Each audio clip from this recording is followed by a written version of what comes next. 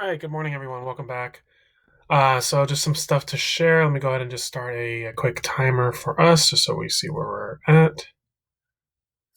Okay, so as I mentioned, as far as where we're at with the course, as of right now, I just submitted a little earlier the grades as far as on Wednesday, April 29th, for progress reports. They are not going to be mailed out or anything like that. To my knowledge, it'll just be an email notification or something along those lines to the accounts on file as far as for your parents are concerned. Obviously, you could still look up on Skyward. They still have access as well, so this isn't exactly brand new. But nonetheless, everything should be updated. Again, if you still have something that you need to turn in to me or there's something that you may need to complete still, please reach out to me. Obviously, if something else is going on, either way, reach out to me. Remind is always going to be my easiest and most effective method of communication right now. Other than that, we're going to be starting urinary system. As I mentioned here, it's not a lengthy unit. It's pretty short. There are probably only going to be 2 or 3 videos maximum for this unit. A big reason for that is, for one, the common final exam doesn't really ask too many questions relating to the urinary system. So for that reason, we kind of stripped it apart. We didn't do too much in depth when it came down to this material. Now that the final doesn't exist anymore, as far as for this semester, we could obviously talk a little bit more in depth about it. But another big reason is that normally we'd be running out of time. Normally, we wouldn't have so much time to do a thorough unit, and we'd have to start reviewing, because normally in class I like to give us like a week or so, a little longer than a week to review for the final exam. So yeah, like I said, this is really just due to historically how things have looked in the past. But it'll just be a little bit of a shorter unit overall. Senior last day, I've been getting quite a number of messages about that. Nothing has changed about that. It is still May 13th. I think parents should have gotten a call recently about graduation, and they're doing like a virtual graduation ceremony. And if all things are functional and things are as close to back to normal as possible, I think some point in June or July, I think it was June, they want to do a in-person graduation ceremony at Timber Creek, as far as on the football field. So we'll see how that plays out, obviously.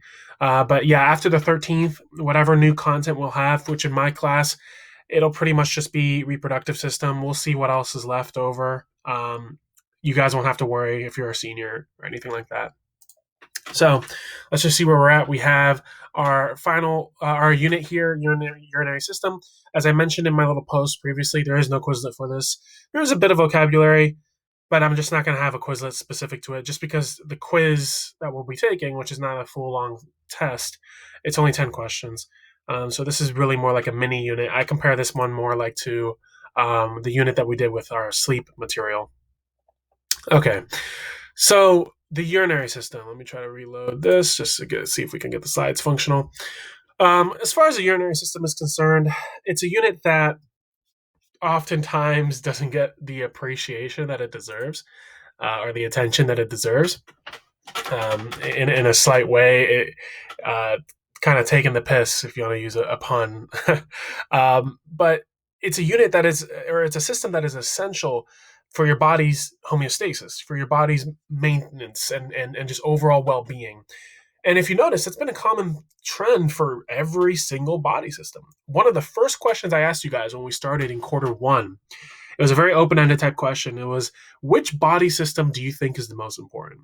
And every single system can be made an argument. Obviously, some systems are, technically speaking, more relevant or more necessary. So, for instance, we mentioned how the brain controls every other body system, right? You can kind of put that one on a slightly higher pedestal.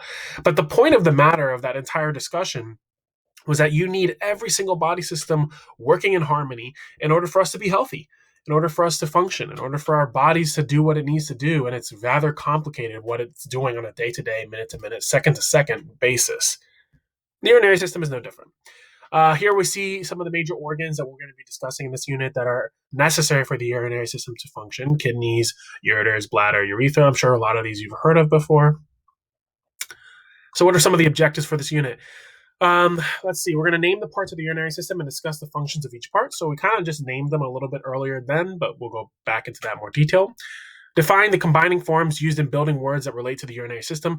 That is purely going to be like more medical terminology. I've been doing that a lot in this entire course as far as prefixes and suffixes, because again, I do think that anatomy is very much so almost like a foreign language. A lot of Greek and Latin origin words that you can kind of bring together.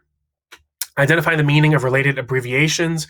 Again, you'll see some stuff that's abbreviated to short words. You saw that a lot in endocrine system. So, like for example, GH was growth hormone. You'd see it in either format. You'll see some stuff like that again here.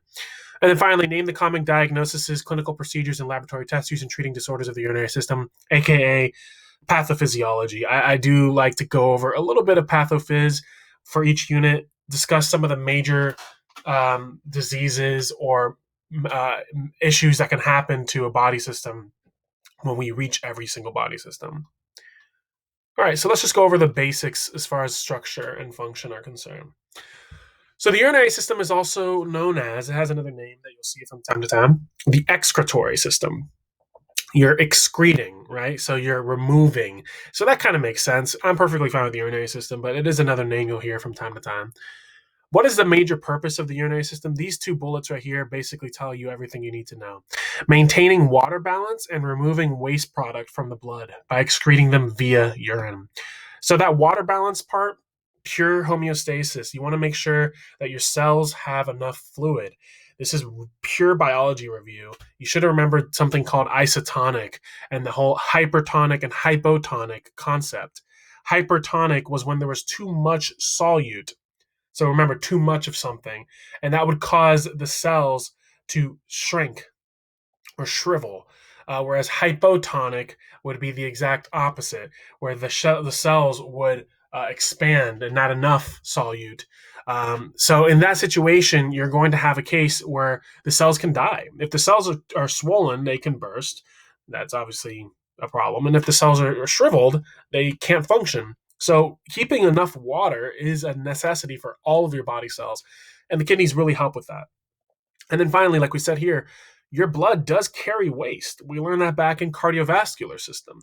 Not only does it carry nutrients and things that we need for our body's well-being, but it also carries the stuff you need to get rid of. So a lot of that stuff that you need to get rid of, your blood doesn't exactly have like a digestive system pathway, right? It doesn't have like, okay, we've absorbed everything we need, hit the large intestine, convert it into a fecal matter type process, and we're out of here. Not exactly. The blood instead utilizes the urinary system in a rather interesting method to filter itself. If you have like a Brita filter at home, and that's what you use to drink water, it just kind of pulls away some of the minerals that you might find in water. That's basically what your kidneys do. They pull away the unnecessary from the blood. So here we see the major organs. Again, this is what we saw previously, right? We mentioned how we have the bladder, the kidneys, the urethra, the ureters. We're going to get into each one of those as we progress. So let's talk about the kidneys a little bit. The kidneys, they're these bean-shaped organs. I'm sure all of us have heard of kidney beans before, right? It's kind of like which came first, the chicken or the egg. I'm pretty sure the bean might have been, but we can confirm that as far as which one was first discovered, because they look almost identical in structure. This one's obviously much larger and another one's a legume. But they're located in the retroperitoneal portion of the abdominal cavity on either side of the vertebral column. Pretty easy to find as far as just on your lower sides, a little below your rib cage. We have two kidneys. You can live with one kidney. So if a situation occurs where you have some sort of renal damage, renal is the word indicating kidneys, or you have a situation where you're trying to possibly donate a kidney and that could possibly save someone's life in the case of a transplant, you can live with one. It is obviously a situation where your body has to adapt to living with one, but just got to be careful with that. So primary functions of the kidneys: forming urine for excretion, right? That's straightforward enough. And retaining the essential substances the body needs in this process called reabsorption. We've brought up reabsorption briefly back in digestive system. The entire idea of reabsorption is you're literally reabsorbing the essentials. The digestive system reabsorbs in the large intestine. So in the large intestine, you've pretty much absorbed as many of the nutrients as possible. So by this point, you're just reabsorbing a lot of excess fluid, Because remember, we mentioned how if you lost too many excess fluids during that process, that's essentially known as diarrhea. So instead, for the urinary system, you have a similar process.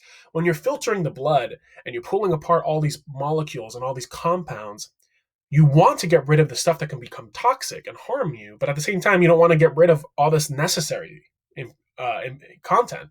So your body does a really good job of kind of shelving and putting it into different regions accordingly. All right. Structure and function. So here we see what the kidney looks like. Again, it literally just looks like a larger version of a bean, a kidney bean. Kidneys filter about 1,700 liters of blood daily in the average adult.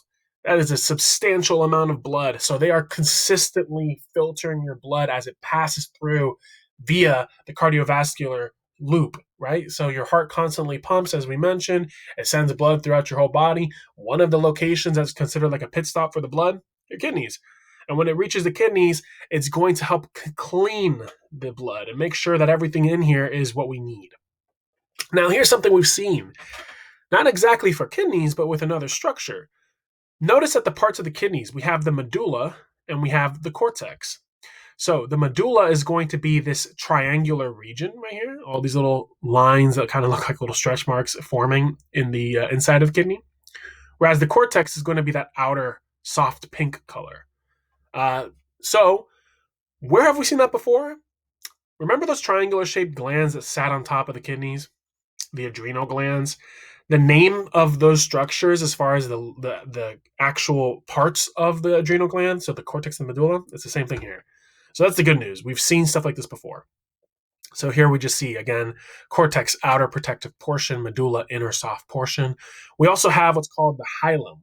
The hilum is a depression, so like an inner cave type structure, located in the middle of the concave side of the kidney, where blood vessels, nerves, and the ureters enter and exit the kidney. Basically, it's like the small direct center of the kidney where everything is just going to meet up. Nerves, like we mentioned, vessels like arteries and veins, the ureter, which is going to be the major vessel that carries urine. So all of these tubes, all of these vessels, all of these types of endings are just going to all be here, kind of coiling up together into the center of the kidney, or it's a core type structure. All right, so this is a great place for us to finish. Actually, I'm going to probably go through the next stuff on the next video. All right, so that's where we're going to finish off. Like I said, pretty short unit. We're already on slide 5 of 13. So this won't be too terribly long. I fully expect for us to be able to finish this video or finish this unit in about 2 to 3 videos, and then we'll just take our quiz from there. I'm probably going to have us take a small break before reproductive system, just so we can do sort of a project of sorts. Been trying to creatively think of ways for us to stay engaged throughout all this distance learning. Obviously, not as many things that we could be doing in class, but we'll see what we can do in the meantime. All right, so thanks for sharing, guys, or thanks for watching. Have a good day.